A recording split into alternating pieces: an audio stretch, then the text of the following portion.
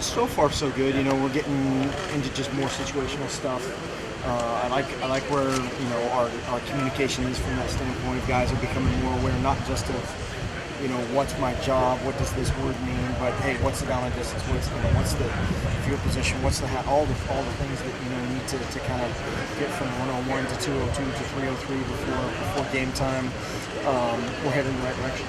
How much will tomorrow's scrimmage play into this? It'll be part of it. Not a tremendous amount more than just kind of a culmination of camp. But being in those situations where you can't, the coaches can't line somebody up or those things that have to be done on the field, that certainly is weighty. Do you plan to announce a starter, or do you want to keep everyone guessing? There's no. I haven't really thought of it in terms of keeping anybody guessing. I think when and if it happens, it won't be a secret. Do you feel like there's any more of a difficulty this year in deciding starting jobs, red shirts versus maybe the past couple of years of you being picked up? I think we have more quality depth, or at least I think we do right now. As we finish out camp, the defensive line is a place where I like where our depth is headed. Those guys just growing up and maturing, and it's a highly competitive deep group.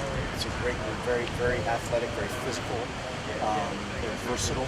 Getting in and out of three down and four down looks with those guys is great. I think that's a place where we'll have some tough decisions, and then everything else is kind of, I would say, kind of normal. There's a couple guys this time of year.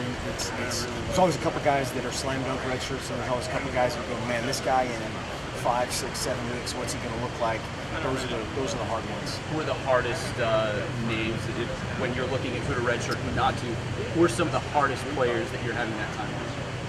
Well, the easiest one of a guy that just got here, Joe Moy, in terms of just you can see where he's headed, and a big, fast, athletic guy that just doesn't know just doesn't know what he's doing yet, and that's not his fault necessarily. And some guys, especially the young guys, you get through this. Just all the install, all that stuff that's kind of on their shoulders, and then that's off, and now they're just playing, and they're playing just freely. The rate that happens kind of determines their fate. Yesterday, John Neal was saying that Ugo Amadi is showing flashes of defo. Can you make that comparison? Even a freshman to freshman? Number 14, they're both, I think, from the same tribe, so you can make that connection. He's done some really good things. I think Ifo has a lot in his corner as far as what's been, what's really happened on the field, and again, his potential, absolutely. He's physical. He can run. He can flip his hips really well, and so those comparisons will be natural. Overall, heading into the scrimmage, though, do you have a pretty good idea of what the depth chart looks like, at least from starters and number twos, things like that? For the most part, who's gonna play the lion's share of where. I think that we have a bunch of guys that are gonna rotate in a few spots, which is a good thing. And then there's still a ton up for grabs in special teams. I think we've got a lot of young guys that can contribute in special teams, not necessarily just the true freshmen, but red shirts and a few other first-year guys. And we'll definitely have that on full display tomorrow. I apologize if you've already been asked this, but for the scrimmage tomorrow, what are you looking at specifically for the quarterbacks? What are you hoping to see? Just clean execution, running the show without having the coaches out there of, if you have a true freshman receiver lined up wrong or somebody in the wrong place, can they run that part of it, and then just do their deal. Go out and each guy, and that includes Taylor and Morgan and Travis, as well as the two guys that are getting the most press right now, will have, it's a little bit more tailored to their strengths as far as the play selection, and then just go and play. When you guys were reviewing the scrimmage, how long does that take? You guys watch, obviously you guys were watching it as it goes. Counting down decision time. How long can I meet with them? How long can, yeah. Well, no, just when you're reviewing the tape, you guys watch it a couple times. You guys, like, just the grading process. How's that go? No, it's usually it depends kind of year in and year out how much experience you have at different spots. But in general, we'll watch it individually as coaches. So like Steve Greatwood is grading 5 guys compared to Gary Campbell's grading 1 or 2. So there's different rates that happens, and then you rally back up together as a staff and this way, hey, make sure that hey, play 16. We should have done this or should have done that. Those kind of discussions take place in defense meetings as well as special teams. And so it ends up being one very thorough viewing individually, and then just hit the highlights as a staff. So are you personally grading guys individually as well, or is it all kind of from the system? The grading is all the assistant, all the positional guys do that, and then we're split up on special teams as well. And how long does that process usually take before you can really finalize? 3 hours and 7 minutes.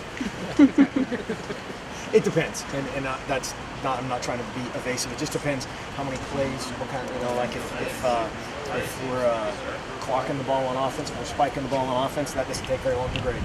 If you have 100 plays of actual football plays, then it gets longer. So it'll just depend on kind of situational stuff and how it shakes out.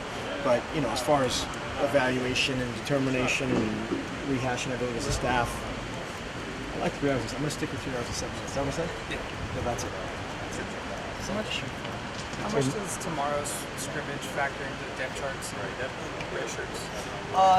The biggest thing is just make sure guys can know what they're doing without any help. And Coach Lubick can't line up a guy and talk about his split and his assignment and all those things like they can in practice. And sometimes that's a good thing. Those guys can really focus in on their job. They still want to obviously communicate with their partners and just go out and play freely. Mark, just forgive me because I joined you guys late. How has the tempo and the pace been up to this point as you go into the scrimmage? It's okay. I mean, it's never as fast or as clean as you want to from whatever standpoint, whether it's tempo or execution or turnovers or whatever. I like that it's been a lot more competitive. It's kind of, we had a couple days where the defense dominated, a couple days where the offense dominated. You don't really ever want that. You want kind of a ping pong match of a play here, a play there, maybe a series here, a series there, where one side for whatever reason has the upper hand. But it's been very spirited, very competitive. I like our mindset right now. Just need to define roles a little bit more clearly and get ready for game week.